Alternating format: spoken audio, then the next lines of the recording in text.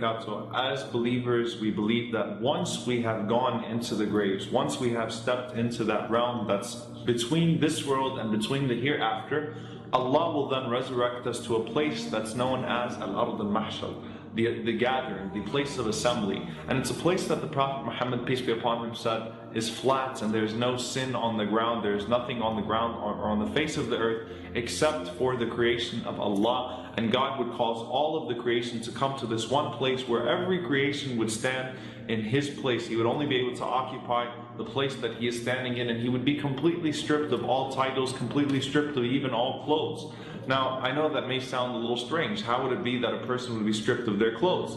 And Aisha, the wife of the Prophet Muhammad, peace be upon him, she asked him, she said, "O Messenger of God, if that's the case, wouldn't the men and the women be looking at each other?" And the Prophet Muhammad, peace be upon him, responded, "Al-amru ashaddu min dhalik," that the situation is more severe than that. People are so focused on what's going on at the matter at hand that they're not even paying attention to that. And so from that, we believe that everyone would be made to stand as equal in the sight of God, and then Allah would call each and every single individual up to meet Him. And as the Prophet Muhammad, peace be upon him, said, there would be no translator, there would be no interpreter. It would just be you, your Creator, and your deeds. So on the Day of Judgment, as Muslims, we believe you either meet the mercy of God or you meet the justice of God. He will not be unjust to anyone. So the first rule of the Day of Judgment is La dhulm al-yawm in the Arabic language, which means there is no transgression today, no injustice today. Even the disbeliever would not have injustice committed towards them.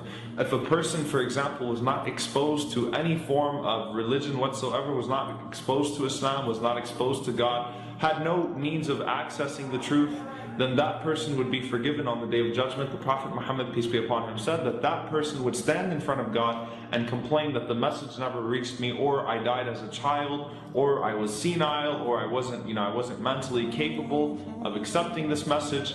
And so God would test that individual alone.